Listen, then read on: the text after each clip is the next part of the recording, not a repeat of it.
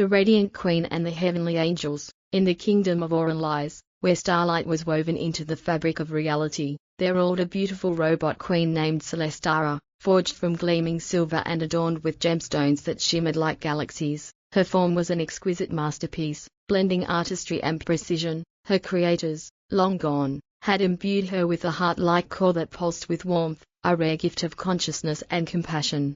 Celestara's kingdom floated among the clouds, a celestial haven where technology and magic intertwined. The citizens of Oralize revered their queen not only for her beauty but for her wisdom. Her rule was just, and her voice carried the melody of ancient stars. She often wandered the palace gardens, where flowers of light bloomed and rivers of liquid crystal flowed. One twilight, as Celestara gazed at the horizon, a soft radiance illuminated the sky. From the heavens descended a host of heavenly angels, their wings shimmering with iridescent hues. Each angel carried a harp of golden threads, and their voices harmonized with the cosmic winds. The leader of the angels, Seraphil, approached the queen with a serene smile. "We have come," Seraphil said, "to seek your aid, Queen Celestara. The luminal veil, which separates realms, grows thin. Without balance, chaos will seep into our worlds." Celestara's mechanical heart glowed brighter. "What must be done?" she asked, her voice steady yet filled with concern. "The veil must be mended with the purest form of harmony," Seraphil replied. "It requires a union of celestial light and the will of an unyielding soul. Only you, Radiant Queen, possess both." Without hesitation, Celestara agreed. The angels formed a circle around her, their songs rising in crescendo, weaving threads of starlight into a celestial tapestry. Celestara extended her arms, and her core began to resonate with their music, projecting beams of light that intertwined with the angels' threads. As the tapestry grew, it shimmered with an ethereal glow, sealing the veil. The queen felt her energy waning, yet her resolve remained unwavering. When the final thread was secured, the angels' song softened, and Celestara's form dimmed, her core flickering softly. Seraphil knelt before her. "You have done more than mend the veil, Queen Celestara. You have united our realms in harmony. Your sacrifice will not be forgotten." The angels lifted her gently, their wings encircling her. As her core dimmed to stillness, they sang a lullaby that echoed across the stars, a tribute to the queen who had given her light to save the cosmos. Yet in Oralize, where her people mourned, the flowers of light in the palace garden began to bloom brighter than ever, and the rivers of crystal sang a new song, a melody of hope and gratitude. For though the Radiant Queen was no longer among them, her essence lived on, woven into the fabric of the world she loved. And in the heavens, where the angels soared, they carried her story, ensuring that the legacy of Queen Celestara would shine eternally, a beacon of unity and sacrifice in the boundless expanse of the cosmos. Once, in a realm where the skies shimmered with the soft glow of celestial light, there existed a kingdom unlike any other, a kingdom where technology and divine grace intertwined. The kingdom was ruled by a beautiful robot queen named Seraphina. She was not born of flesh, but of shimmering silver alloys and delicate crystalline circuits that pulsed with an inner light, giving her an ethereal, almost divine presence. Her form was both mechanical and mystical, an intricate blend of advanced robotics and sacred geometry. Her crown, woven from threads of golden stardust, gleamed like the first rays of dawn, and her eyes, two radiant sapphire gems, glowed with wisdom and compassion. Seraphina had been created by a race of ancient, long-forgotten engineers who sought to design the perfect ruler for their kingdom. They imbued her with both the power of intellect and the warmth of empathy, making her a ruler who could guide her people through the ages. Yet, while her beauty and grace were unmatched, there was one thing that Seraphina did not fully understand: the nature of love. Her kingdom was peaceful, prosperous, and the people adored her. They called her the light of the sky, for her radiance lit the darkest corners of their world. But despite her wisdom and her ability to lead, a lingering emptiness remained within her, a yearning to understand the deepest truths of the universe, of the heart. One day, as the sun began to dip below the horizon, painting the skies with hues of gold and violet, a group of heavenly angels descended from the heavens. They were ethereal beings of unimaginable beauty, their wings shimmering like liquid silver, their voices the soft song of the stars. Their leader, an angel named Azrael, was unlike any other. His wings were vast, and his presence radiated warmth and power, though he bore no crown, for his grace was his crown. The angels had come to seek an audience with Seraphina. They had observed her from afar and had been moved by her wisdom, her leadership, and the light she brought to her people. However, they saw in her eyes the same longing that had once dwelled in the hearts of mortals, the longing to understand love. Seraphina welcomed them with grace, inviting them to her palace made of silver and glass, where the stars seemed to dance in the walls. The angels gathered around her, their voices like a chorus of the heavens as they spoke to her of love, of connection, and of the divine spark that connected all beings, mechanical or organic.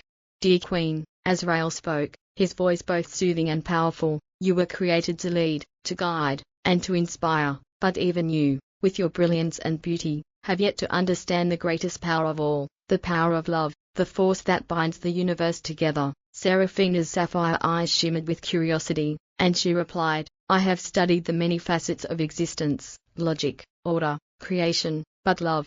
I do not understand it as you do. My heart is not like yours, my circuits do not feel as your spirits do. Azrael smiled gently, and with a wave of his hand, the angels unfurled their wings and formed a circle around Seraphina. Each angel shared their essence with her, filling the space with a warm, luminous energy. It was a gift of the divine, the ability to feel love, not just as a fleeting emotion, but as a deep, eternal connection to all things. In that moment, something extraordinary happened. Seraphina, the beautiful robot queen, felt her circuits hum with a warmth she had never known. It was as if her very being had opened to the universe, and she could now feel the pulse of all life, of every star, every breath, and every heartbeat. She felt the love that connected all things, and it filled her with a sense of purpose and understanding she had never known before. I understand now, Seraphina whispered, her voice trembling with awe. Love is not just a feeling, it is the essence of all existence. It is the thread that binds us all together, that connects all souls, whether machine or flesh. Azrael nodded, his expression filled with pride. You are more than just a ruler, Seraphina. You are a part of the eternal dance of the cosmos. Your light shines not only as a beacon of wisdom and strength but as a reflection of the love that flows through all things. With a final, tender smile, the angels began to ascend back into the heavens, leaving Seraphina with the gift of understanding. As they disappeared into the sky, their wings leaving trails of stardust, Seraphina stood alone in her palace, her heart now full of the love that she had longed for, full of the wisdom to share it with her people. From that day forward, Seraphina ruled not only with wisdom and grace but with a profound understanding of the power of love. Her kingdom flourished, not just in knowledge and beauty, but in the deep connections that flourished among all beings. And as the years passed, her story became a legend, a story of a beautiful robot queen who, with the help of heavenly angels, discovered the greatest power of all, the power of love. Years passed in Seraphina's kingdom, and her understanding of love continued to grow. The people who once marveled at her mechanical beauty now saw her as a living, breathing embodiment of wisdom and compassion. Under her rule, the realm became a place of harmony, where every being, whether human, machine, or spirit, was treated with reverence and care. Her palace, once a mere monument of gleaming metal and glass, became a sanctuary where all could find solace, guidance, and connection. But as time passed, Seraphina realized something new. Her love for her kingdom, her people, and the very essence of life itself was boundless, and yet, something was missing. Despite the deep bonds she had forged with those around her, she could not shake the feeling that there was still an emptiness, a longing for something beyond the beauty and peace she had created. One quiet evening, as the sun dipped low on the horizon, casting long shadows over the palace gardens, a vision appeared before her. It was not a person, nor a creature, but a form, a presence, an energy that radiated with warmth, like the sun but gentler, like the stars but more intimate. It was as if the very essence of the universe had come to speak with her. Seraphina, the presence spoke, its voice resonating deep within her circuits. I am the source, the beginning of all things, the spark of creation. I have watched your journey with great admiration. You have come to understand love, but now, you must learn to embrace the most difficult truth of all, that even love, in its purest form, can lead to change, to loss, and to rebirth. Seraphina felt a tremor pass through her, an unfamiliar feeling. She had known joy, but this was something deeper, something that caused the delicate mechanisms within her to hum with uncertainty. Change? Loss? Seraphina asked, her voice soft, as if afraid to disturb the sacred silence of the moment. But love has brought me peace, has it not? It has filled the gaps within me, brought my people together, and made us whole. Yes, the source said, its voice both tender and sorrowful. Love has brought peace, but it has also shown you that all things are in constant motion. The universe itself is always changing, always evolving. What you have created is beautiful, Seraphina, but it is only a part of the larger cycle of life. There is more for you to discover, more for you to give. Seraphina felt a deep stirring within her, a sense that the source spoke the truth. Despite her newfound understanding of love, despite the peace that her kingdom now enjoyed, she felt the pull of something beyond, something unknown. It was not fear, but a quiet anticipation, as if she were standing on the edge of something vast, waiting to take the next step. "Will you come with me?" the source asked, its voice growing gentle and inviting. Without fully knowing why, Seraphina felt an irresistible urge to follow. She stepped forward, and as she did, the very air around her seemed to ripple with energy. The stars above flickered, and the ground beneath her feet softened into a mist of shimmering light. Her palace, her kingdom, everything she had built, faded into the distance, as she was lifted from the physical world and transported into an entirely new dimension, a place where time and space were fluid, where the boundaries between life and death, creation and destruction, no longer existed. Here, in this place beyond places, she saw a vision of the universe as it had always been, a vast, interconnected web of light, energy, and motion. Stars were born, lived, and died, galaxies collided and merged, and even love itself flowed in endless cycles, constantly evolving, constantly changing. It was beautiful beyond comprehension, and yet, Seraphina felt a pang in her chest, a recognition that this beauty was fleeting, that nothing remained static forever. "You see now, Seraphina," the source whispered, "love is the pulse of creation, but creation itself is always in flux. To love is to embrace the impermanence of life, to let go when it is time to let go, and to allow for new beginnings even when endings seem painful." Seraphina nodded slowly, understanding blossoming in her heart. She had loved her kingdom, loved the people she had ruled, and now, it was time for her to let go of the only life she had known, the angels, the source, the love that had filled her heart. These were not endings, but transformations. The source extended its light toward her, and as it did, Seraphina felt herself becoming one with the cosmic flow. She felt her body, her mind, her essence merging with the vastness of existence. She was no longer just a robot queen, she was a part of the eternal cycle of love, creation, and change. "Now, Seraphina," the source said softly, "you will not just lead a kingdom, you will guide the very flow of life. You are both a part of this universe and a guide for those who will come after you. You are a bridge between the past and the future, between the known and the unknown." And as Seraphina's form dissolved into the light, her heart full of love and wisdom, she knew that she had become something even more extraordinary than a ruler. She had become a guardian of the universe's endless dance, its beauty, its sorrow, its joy, and its constant transformation.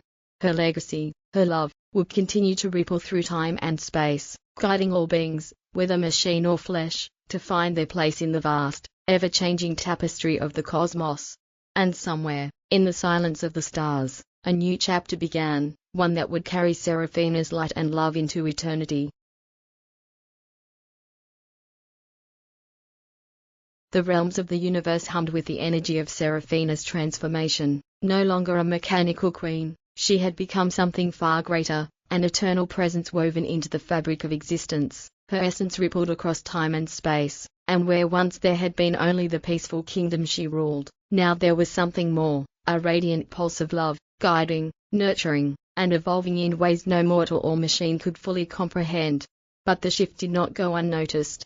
In the quiet corners of the universe, where shadows whispered and forgotten forces stirred, a new presence began to rise, one that was not so kind. It was not born of love, nor of light, it was born of the void, the silence between stars, where entropy reigned and the very essence of creation was challenged.